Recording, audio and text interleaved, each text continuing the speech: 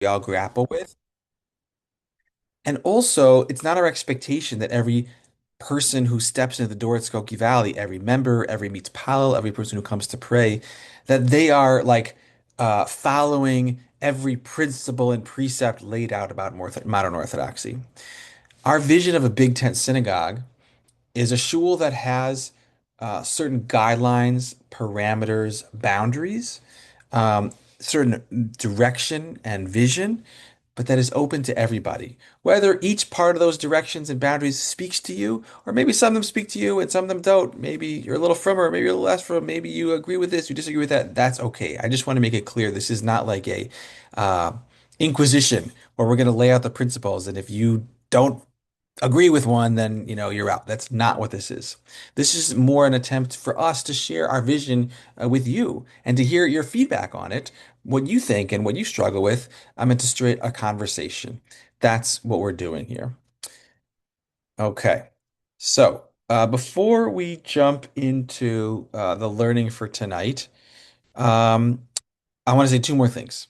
One is tonight is going to be very, very broad strokes. We're not even going to get into quote unquote modern orthodoxy tonight. I want to lay out a Torah path, a Torah vision that is pre-modern and pre the idea of orthodoxy that I think is a lechatchila form of Judaism. What does lechatchila mean? In halacha, we have a concept, lechatchila and b'di'eved. Lechatchila means this is a good way for it to be from the outset. This is a priori. We think this is an ideal. The di'evet is not ideal, right? If you can't do the ideal, you settle for the not ideal. It's still kosher, but it's not ideal. Some people believe that modern Orthodoxy or view modern Orthodoxy as a kind of a b'di'eved religious ideology. What does that mean? It means, like ideally we be Haredi, but we like Netflix, so we'll be unorthodox, right? Or the other way, ideally, we'd be egalitarian, but like the Orthodox community is strong, so we'll be Orthodox. It's kind of a compromise. That's fine if you feel that way. Maybe you want to be Haredi, but you like Netflix. That's fine, no judgment. But what I want to argue tonight, and I think what we're really trying to argue throughout this course, is that there is a lechatchila ideology of modern Orthodoxy. Modern Orthodoxy, as we understand it, is a good way to be a Jew. It's a really great way to be a Jew.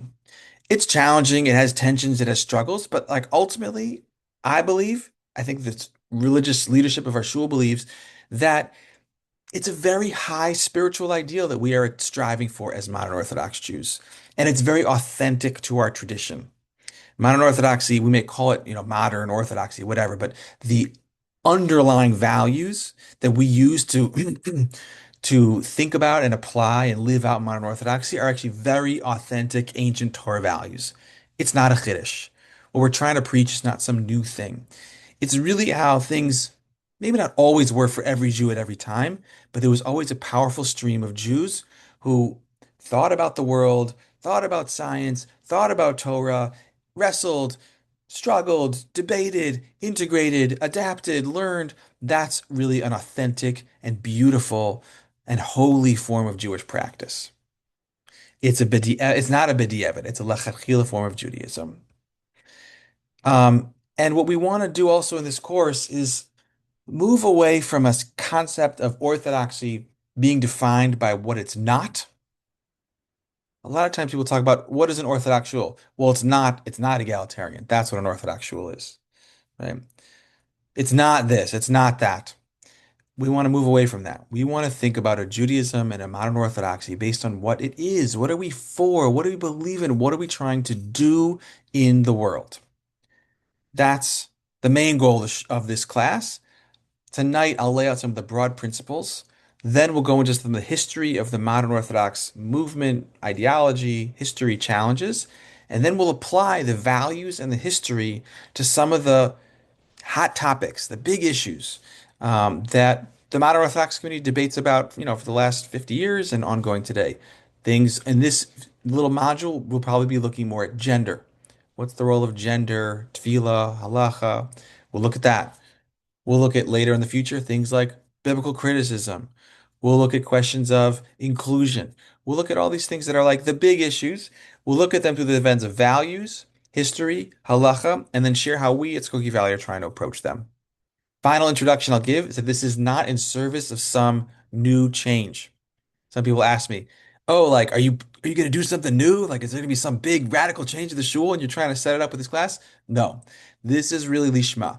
This is to open the change we want to achieve in this class is a discourse and dialogue around some of these issues where we share our vision and you guys think about it, respond, challenge. Like that's the goal. So there's no hidden agenda here. Okay, any questions about the introduction before we jump into some learning? All right, great. So, and if you have questions, of course, feel free to raise your hands like on the app or just unmute and jump in. We're a smaller group, so we can have an open discussion. Okay, let's see if I can do this right. Thumbs up if you see the sources. Okay. It says source sheet for modern orthodoxy. Great. Okay. So, pre-modern, pre-orthodoxy. Modernity is a relatively new phenomenon. As you're going to learn next week, orthodoxy is a new phenomenon. There wasn't such a thing as orthodoxy 2,000 years ago, or 1,000 years ago, or 500 years ago, or even 300 years ago. Maybe 300. I forget the dates. It's a new idea. There was just Torah, there was Judaism, there was Sephardi Judaism. There were differences, of course, but it wasn't denominational in that way. There was just different ways of understanding Judaism. So what I want to argue tonight is that there's a thread, not even a thread, a deep foundation of a kind of a modern Orthodox approach to our tradition, well predating, um, the last 200 years.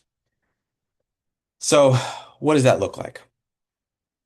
First thing it looks like is that it views the world around us as filled with possibility and potential, and it sees us as having a mission to engage and to bless the world that Hashem made.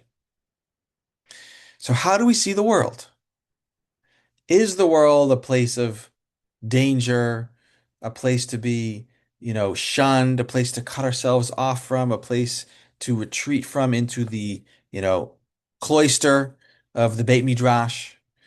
Is it full of just evil and impurity and yuckiness?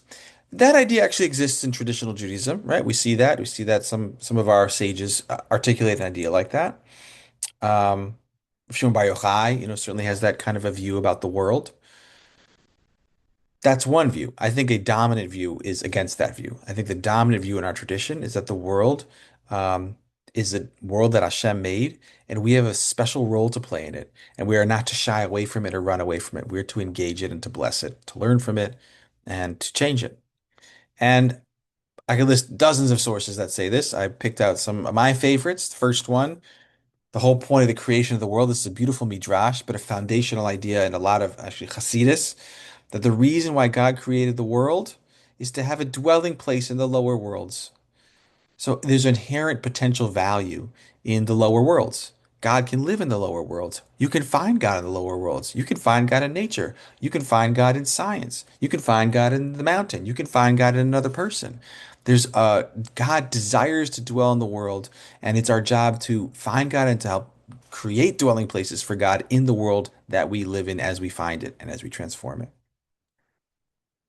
Tanakh says, Bereshit says about Avram Avinu, Avram's going to be a great nation and he's going to be a blessing to the whole world, right? Avram's going to bless the nations of the world. So again, the purpose of Avram is not to sit secluded in the base medrash. The purpose of Avram is to be out there, being great, being a blessing. The next source also about Avraham. Hashem says, I know about Avraham that he's going to do the way of God. He's going to do righteousness and justice. V'shamru derech Hashem. He's going to walk and keep the way of God in the world, doing righteousness and justice. Again, be out there, walk in the ways of God, be a blessing for the world. And finally, V'atem tiyuli mamlech kohanim v'goy kadosh. It says later on, you're going to be a kingdom of priests. So this gets to this idea of holiness, serving Hashem, priesthood. But if we're the priests, if the whole nation is the priest nation, right? In the Jewish people, you have the priests. It's a caste, a group, a tribe, and their job is to serve and facilitate connection between God and the rest of the Jewish people. That's the job of a Kohen within the Jewish people, right? A priest's job is to serve the people by facilitating a connection between them and God. So, what does it mean to be a nation of priests? Who are we facilitating connection for? We're facilitating connection between the whole world and God. If we're a priestly nation, not the tribe Kohanim, but we as a whole nation are the priests, who are we priesting to? Who are we connecting? We're connecting the entire creation to a Kadosh Baruch Hu. So all these suggest that we have to be involved in the world, engaged in the world, positively trying to seek out dwellings for God, blessings for God, righteousness and justice, and holy service towards the world, towards God. These are fundamental ideas about who we're meant to be as a people, which all assume and demand an engagement with the world around us. We cannot be secluded. That's our mission. Now, what about things like Kedusha, Halacha, Torah, and Mesorah? Right, so these are words that get bandied about a lot when we have discussions, either at the Shabbos table or in very sophisticated settings about orthodoxy. How do we think about some of those terms? Now, each of these could be a four-part series on their own. I'm going to speak in broad strokes, broad approaches to some of these concepts. The reason we're doing this now is because, again, this is good. These are all going to come back when we talk about some of the issues, some of the hot button issues. How we think about Kedusha, Halacha, Torah, Masorah is going to affect how we approach those issues. So that's why we're laying them out tonight. And again, overview, cursory, lots more we could go into each of these concepts. But let's start with the concept of holiness, of Kedusha. So, for me as a modern Orthodox rabbi, when I think about Kedusha, I think it's very, very important.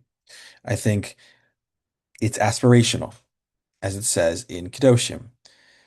Kedoshim tihiyu, you shall be holy.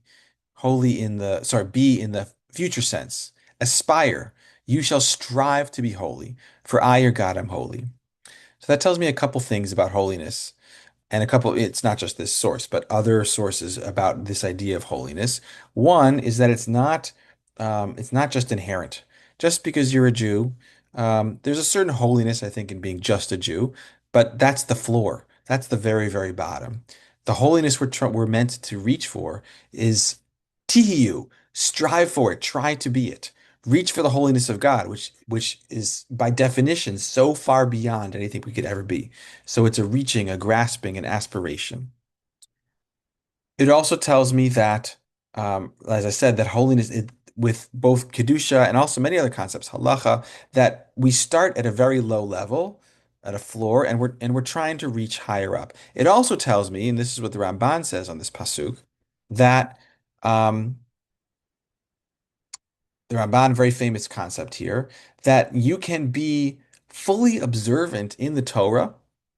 You can be fully observant of Torah laws. You could keep strictly kosher. You can keep strict Shabbat. You can keep strict laws of family purity and be unholy. Or in his words, you can be a scoundrel. You can be a naval birshut haTorah. You can be a scoundrel with the permission of the Torah. It means that there's something more than just following the laws. Following the laws won't get you to the holiness that Kedoshim wants us to reach. Let me following laws will not exclusively following laws will not get you there. It won't take you away from it, but it won't get you to where you need to go. The law is the foundation. It's the floor. It's the structure. I sometimes talk about like basketball. I like basketball. If you started playing basketball and your goal in basketball was to not break any of the rules, to not travel, to not foul, to not step out of bounds, you wouldn't be much of a basketball player. You wouldn't do anything. It'd be very boring. You would just sort of sit there frozen. The rules, you need the rules to play the game. If you get rid of the rules, you can't play basketball either. Try to play basketball with no rules. That's not going to be fun either. But the point of basketball is not to follow the rules. The rules enable playing of the game. I think that's how we think about Kedusha and also halacha to some degree. The point of Judaism is not to not break halacha. The point of Judaism, the point of halacha, is to frame and structure and support Kedusha, something we're reaching for and aspiring towards. What about Misorah? If you look at Deuteronomy 5:29, what about the concept of tradition? Ushmartem lasot kasher tziva Hashem Elohechem etchem lo tasuru yaminu shmol. Be careful, do as your God has commanded you. Do not turn aside to the right or to the left. So this is a foundational Torah source when we talk about Masorah, Masorah meaning tradition, that which is passed down. Judaism is a religion that is incredibly dependent and committed to Masorah. We like Masorah. We like what was handed down. It gives us structure. It gives us meaning. It gives us continuity. It gives us connection to our ancestors. It gives us connection to God. The importance of Masorah cannot be understated. And in conversations around modern Orthodoxy, this word often comes up. What's the Masorah? What's the tradition for doing this or that? Who are you basing this on? You want to innovate, you want to do something different, but like, what's the Masorah for it? And that's a very good and important question. Masorah, however, is more than just static repetition of what was done before you. And if anybody looks honestly at the history of Judaism, one finds many, many times when people did something new, when people expanded or challenged or did differently. We have a wonderful Masorah of very orthodox rabbis who did things that were very controversial and bold and radical. We have the Rambam, who wrote about philosophy, and whose books were burned because it was something innovative and new. We have Rav Kook, who said, wait a minute, maybe there's something holy in this whole Zionism thing, and who also was ostracized by many of his Haredi counterparts.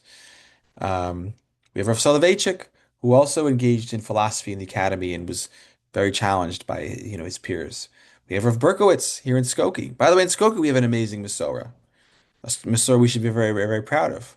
Eliezer Berkowitz, at Hebrew Theological College, Skokie Yeshiva, tremendous thinker, founder, by the way, of the Orthodox Minyan at Skokie Valley. Rabbi Eliezer Berkowitz. He, along with a few others, founded the Mechitza Minyan early in Skokie Valley's founding, and then went off to go found Or Torah. We have the Masorah of our early rabbi, Rabbi Milton Cantor, our first rabbi. Some of you, I think, knew him, learned from him. Rabbi Milton Cantor, rabbi of Skokie Valley, uh, executive board of the CRC, member of the RCA. Right, so we have a Masorah of change. Now a rabbi who served at a mixed seating synagogue would not be on the executive committee of the CRC or on the RCA. There's also a Masorah of change, and that's important to recognize as well. So we have a Masorah of retaining and a conservative Masorah holding on fiercely to what's been passed down. And we have the next source also, we have a Masorah of distinguishing ourselves. This is a beautiful source about Rebbe who um, organized the Mishnah, no slouch. Rebbe permitted Beit Sha'an to eat without tithing. Um, and that was a big chiddush at the time. And people protested, as people protested the Rambam, and people protested Rav Kook, and people protested many others, and said, what are you doing? Your father said that you can't eat that produce, and you're going to say it's fine." Rebbe says beautifully, "Makom hinichu li avotav lihitgader bo." My ancestors left me room to distinguish myself. Af ani makom hinichu li avotai lihitgader bo. So too, sorry, Chizkiah's answers left him room. So too my ancestors left me room to distinguish myself, and not just it doesn't mean distinguish myself like show off. It means to distinguish in halacha, to expand, lihitgader, to change, to move the boundaries a little bit. Now, the rabbinic leadership at Skokie Valley is not going to make, you know, new radical religious rulings in Psak. That's not me. That's not any of us. I mean, maybe I could some of the assistant rabbis who work probably much greater than me in Torah study and intellect, but even they are not going to be being mitgader. Don't look to us for, the new frontier of halachic research and whatever. That's not our job. We're pulpit rabbis. We know psak, we give psak for the community, but we're not spending all day in this farm. We're spending all day, doing what public rabbis do. But um, there are people within the modern Orthodox world who are thinking and who are being mitgader, who are expanding, challenging, pushing. And as they do that, we carefully look at what they're doing and think about it and think about if it would be uh, helpful for our community. And that's something we take into account. And we look at the frontiers and we see what's being done and why, and what would be helpful to help our community thrive and grow. That's absolutely something that we do. I want to say one more thing about Masorah and change. And again, in the coming classes, we'll talk about specific issues and change and how much and what's going on. But vis-a-vis the shul and modern orthodoxy in the world, there are things that we may be mitgader that we have or already have expanded. I mean, a great example is women serving as spiritual leaders. That's something which in the last, couple decades has been explored deeply and deeply debated by all kinds of rabbis and leaders. And there are leadership who have said, we think there's space for this. We think it works halakhically. We think the halakhic system, there is a geder for it. There's a boundary for it. Here's how it works. They've laid it out. And that's something at Skokie Valley that for our community, I think is makes a lot of sense. It is really important. Do I think that every modern Orthodox shul should have a woman serving as a spiritual leader? Absolutely not. Absolutely not. And if I was the rabbi of the only Orthodox shul in Skokie, I probably wouldn't hire a woman to serve as a spiritual leader because I know it'd be divisive and it would tear the community apart. So things that are done at Skokie Valley, I think we do and choose based on serving the community that we serve. But that doesn't mean that we think it's the right answer for everybody or for every shul. And that's, this modern Orthodox approach, I think, has a little bit of that humility to it. Like there are multiple different approaches to all these issues we're going to talk about. And I'm not going to claim that the approach we take is the absolute right one. Every approach will probably have some positives and also have some potential drawbacks. I try to be really honest about that. And I would never prescribe, things that I think are the right move for Skokie Valley for other synagogues. So I think it's important to say that. Um, Access to a digital copy of the source sheet. Yes, meaning, Avram, sorry, I just saw that now. Yeah, I can, Can yes, you I'll figure out share how the to, link? Yeah, yeah, share, like, that's a good idea. Let me do that. Let me do that. thank you, Rabbi. And while we're pausing on this, anyone have any just initial reactions, questions? I do have a Yeah, quick. So please. I was amazed about your logic of how like being part of the community, you see what the community needs in order to assess what other scholars are learning in terms of roles of women.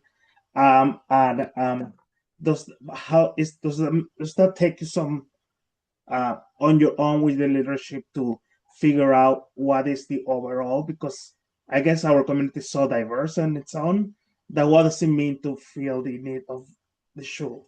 I mean, that's your entire job, I guess, but um, yeah, that's my It's a great little. question. It's a really great question, and I'm not going to, well, I want to say two things. One is this course in modern Orthodoxy um, is not just about the gender issue. The gender issues are very big, and that's the first thing we're going to tackle. But I want to make it clear, there are many issues um, that we're going to be exploring, and I don't want to limit the modern Orthodox conversation to gender issues because I think that actually does both a disservice.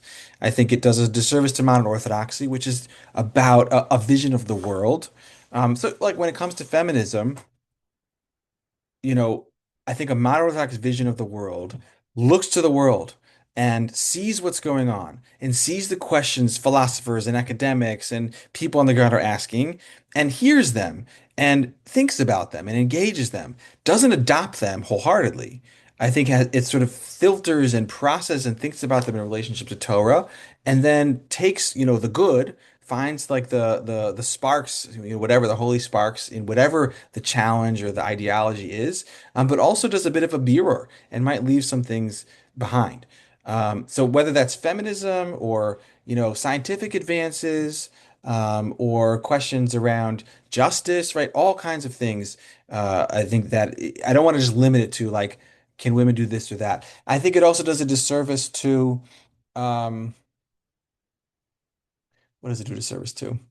I think it's unfortunate that modern Orthodoxy becomes like, oh, well, like what can women do in your shul? Again, I want women to do more in shul, but it's like I don't know. There's something about that. I wish we could think of Orthodoxy in general. I really I'm disturbed by the way that gender becomes like the defining issue for Orthodox communities. Well, in this shul, women can do this, and when this shul, women can do that. Like we need to think more and not just limit it to that. Kind of, and it's also like a little bit patronizing. I feel like I don't know. So I want to move our conversation beyond that, and it's critical we talk about it, and it's one of the most active issues in terms of our prayer spaces and all those things.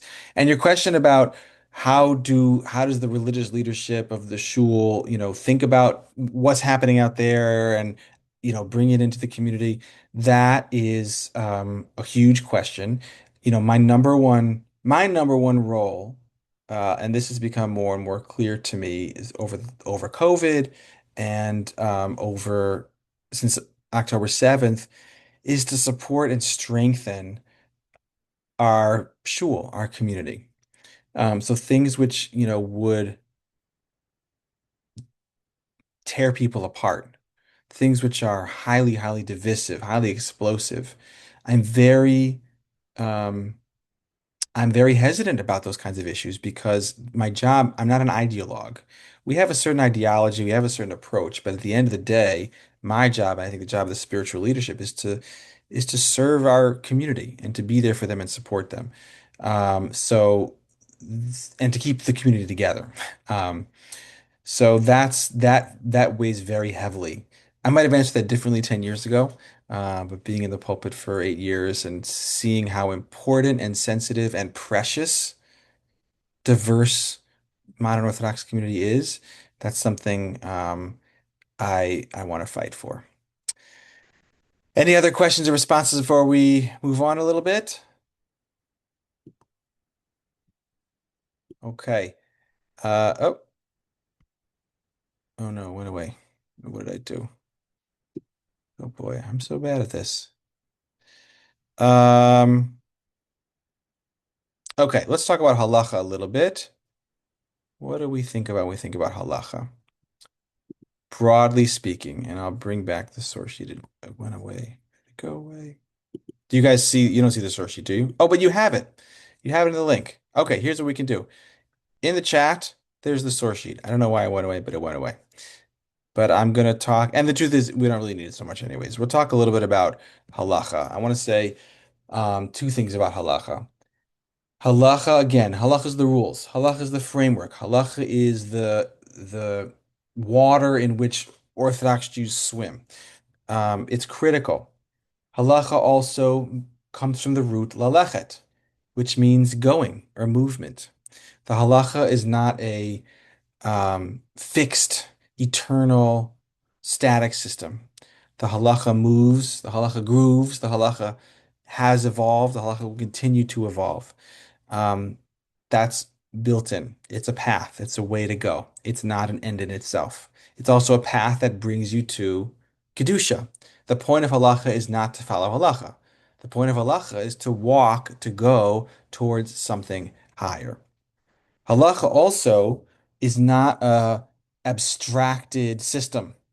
This is, I think, a modern Orthodox approach to halacha. There are people who see halacha as kind of like the abstracted ideal, um, the divine will, pure, completely beyond the realm of human influence, which humans can kind of deduce the principles through, through hermeneutics, but exists on a higher plane. That's not exactly how I see halacha. I see halacha as something very in touch and responsive to the human condition. And there are many examples, to prove that I can use to prove this. But I'll share, one of my favorite stories of the Brisker Rav, who really, was a genius in halacha, a genius in kind of that theoretical aspect of halacha, but also was able to see that halacha is something about people. It's something about that mediates the relationship between people and God and each other.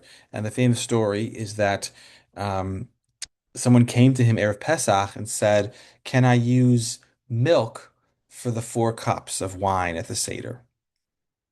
Can I use milk for the 4 cups of wine at the Seder?"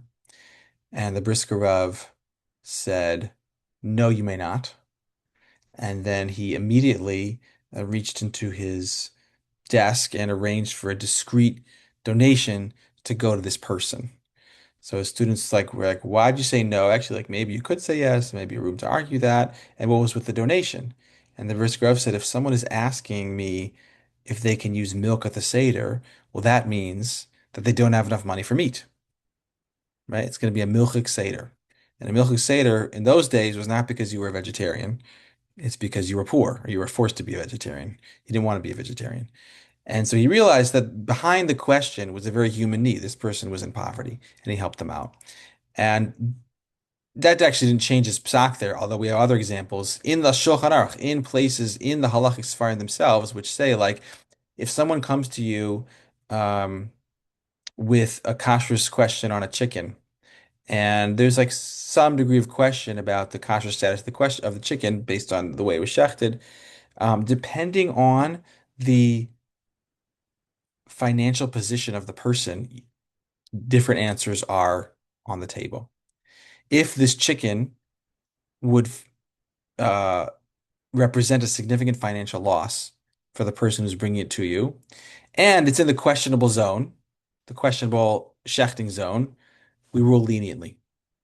But if the chicken does not present a significant financial loss to the person bringing it to you, it's a wealthy person, he has many chickens, and it's in the gray zone, we rule strictly. So that's just an example of where the halacha takes into account the subjective reality of the person that's coming forward. Um, that's across the halacha in many different examples. That doesn't mean that everything is gray. That doesn't mean that like, oh, I'm poor, so can I eat at McDonald's? No, like we'll find you kosher food that you can eat, right? But there's this human aspect to the halachic system that's very again, lechatchila. It's not like, oh, human, you have a human need, like, oh, the abstract is up here, but okay, we'll deal with your reality down here. No, the whole point of halacha is to help mediate and facilitate a relationship between people and God, people and each other, and to help them reach for more holiness. That's what halacha is for, and it moves and it goes. So that's kind of how I think about halacha. Um, and when we talk about things like change in halacha, those factors, the human factors, those are for me the most motivating. I'm personally not so like sometimes people want to do an innovation or this and that. Like I'm typically pretty conservative in terms of halachic change. I'm not looking to just make change for change's sake. But unless you tell me that someone's being hurt, unless you tell me that someone is being, you know, excluded, left out, harmed by the way the halacha is presenting now, then I think then suddenly for me it goes to tremendous urgency. Because again, the halacha is it's not abstract, it's not up here, it's for people, it's for me and you. And the halacha has to respond to human needs and it has to move with people and to help people. Um, Again, lots of books. We can maybe after tonight, we're going to share. And if you join the WhatsApp, we're going to share some articles and other resources that'll go into this much more deeply. This is just sort of 30,000 feet broad approaches. Finally, Torah. Let's talk a little about Torah. We like Torah. Modern Orthodoxy likes Torah a lot. I like Torah. You like Torah. We're here learning Torah on a Monday night. Torah's good. Torah is water, as it says in that third source from the bottom. Torah helps people drink, slakes thirst. Torah is peace and pleasantness. Derechea darchei noam, v'chol nitivotei shalom. We sing that so beautifully when we put the Torah away, right? It's good, it's peaceful, it makes us better, it makes the world better. Torah exists. Chol Torah kula mipnei darchei shalom. Torah exists to make peace in the world. Torah is not a weapon. Torah is not something which should divide people. Torah should bring us together. That's its purpose. That's its point. And that's not me saying that. That's Proverbs saying that. That's Chazal saying that. This is a very, very old idea about what the purpose of Torah is going to be. One of my favorite stories that I learned in yeshiva is the story of the Alter Rebbe of Lubavitch, the first Rebbe of the Chabad dynasty. Famous story. He's learning Torah late at night in his house with his son, the future Mittler Rebbe. And the Alter Rebbe is learning. It's very late, and he hears a baby crying in another room somewhere in the house. So he gets it from his Torah, and he goes and he tends to the baby, and he makes sure the baby has what it needs, changes diaper, whatever he does, puts it back, baby goes back to sleep, and he goes back to learning and learns further hours late into the night. The next morning, he wakes up, and his son wakes up, and the Alter Rebbe says to his son, "My son, last night when you were learning, did you hear that baby crying? Did you hear that baby?" And the Mittler Rebbe says, "Oh, Tata, I was so engrossed in my learning. I was so like, wow, the Torah, I was so connected. I was on such a level that I couldn't even hear the baby. It was amazing. I was so locked into my Torah, I had just totally blocked out every other sound. I didn't hear the baby. Like it was a good thing." And his father says, "My son, if your Torah learning blocked you, if learning Torah shut out the sound of a crying baby, there's something very wrong with your Torah learning. Torah learning should attenuate us, should tune us in to the sound of a crying baby. Chas v'shalom, block that sound out." And that's, I think, an approach that I certainly take and that we try to take at the shul, that when we learn, it should open us up, open our hearts, open our ears, open our eyes to the world around us and to all the and to suffering, to challenges, to problems, just to the whole world. Not block the world out. It's not a cocoon which we escape to. It's something which rather opens us and trains us and helps us in engaging the world around us. So that's again like a touch point. We could do 10 sessions on that alone, but an approach to Torah learning itself. So what I hope to do tonight, and then we'll take a few responses, questions, is articulate some visions around Kedusha, Halacha, Torah, Masorah, these very rigorous, authentic Jewish concepts, and show that there's a very ancient way of thinking about these in a way that is positively inclined to the world around us, that is dynamic, that is moving, that is open, that's rooted, but is also open, and is dynamically engaging and responding to the things that happen around us. And that, for me, at its fundamental level, is what modern Orthodoxy is really all about. And I hope this was somewhat helpful. And now we'll take a few questions. And then next week, I'm very excited. Rav Hodi is going to share some what happens when this kind of Torah approach encounters modernity and all of its challenges. Who were some of the early thinkers and responses, both in the modern Orthodox world, also in the Haredi world, also in the Reform world? How did everyone respond to this new thing called modernity?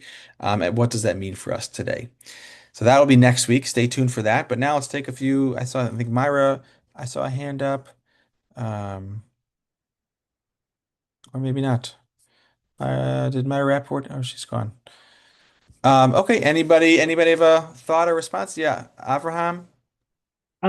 Yeah. So first of all, it resonated with me the story of the baby because I love being Yes. interrupted by Noah Yes. um during davening. But so that kind approach that you're talking about, the Torah, the way that the halacha that we approach it, is that what, like, I got just saying halacha as approach for modern orthodoxy, or but the examples were kind of like it seems in the broader Orthodox world, which I mean, uh, um, I to me it's been that there's a kinder approach in more orthodoxy compared to more Haredi. I'm not saying there's not these levels of kindness, and but I just was wondering if it's like the ideal of everyone, independent of how No. we So, practice right. So it. I'm not going to claim, we're not going to claim that what we're advocating is the ideal for everyone. I mean, I think it's great, personally. And I'm guessing some people in our shul think it's sort of great too. And I think, Baruch Hashem, like I'm a sort of a pluralist on this. There are many different um, streams of Judaism that sometimes say contradictory things, and they're all authentic, right? You have streams of Judaism that think that Kabbalah is the best thing ever, Orthodox from Judaism, and you have streams of Orthodox from Judaism that think Kabbalah is a complete heresy and idol worship, right? And those are both authentic. So I'm not claiming this is the only path or even the correct path. I think it's the right path. It's the right path for me. I think it's the right path probably for our community in broad strokes. But if someone were to say, I disagree with this and here's why, they may have a very good case to make for that, and that's also okay. Myra Weiss, I see a hand. Okay, or not. Great. Any other questions, comments, concerns? Okay. Well, stay tuned. I hope you'll join next week. I'm not sure it recorded in the end after all that. Rabbi, I Oh, just had, yes. I couldn't unmute myself. I had a story to tell you that's interesting is that when Ira was practicing and he was going to the Rebbe all the time, Yeah. those who don't know, Ira took care of the Lubavitcher Rebbe. Yes, he sure Ira was did. telling him how, Ira was very slow in his office and he was always way behind schedule. And how Mm, when you get to his office, there'd be, eight people in the waiting room, all having waited there while he was too late getting back from the hospital. And he mm, said, but I always, I make sure because it was getting dark in the winter, I would daven mincha first, so I would get it in before it got dark. And the Rebbe said to him, listen, you have to understand this. God will understand if you're late mm, davening mincha, but those people are not going to understand. And that's Yeah. very much like what you were saying. And Yeah. that's certainly you wouldn't define the Rebbe as having been a modern Orthodox, but he was sensitive to people and what they need. Yes, So he that was was. an interesting thing I wanted to Yeah. say. Yeah. Thank you, Myra. Okay, so next Shabbat we'll do session two, and then we'll do it again on Zoom next Monday night, and we'll do four of these now. And also, finally, if there are topics and issues that you want to be explored, let us know. Send me an email, text, whatever, because the hope for this series or this module is this can be a forum for us to explore these concepts together and learn and share. So if there are, hot burning issues that you want us to give a hashkafic halachic community treatment, we'd be very excited about that. So please don't hesitate to share. Okay, thanks everyone. Really Thank appreciated this. you. Thank you. Um, we'll see you soon. Thank you. Take Thank care. you very much. Thank you very much. Thank you, Rabbi.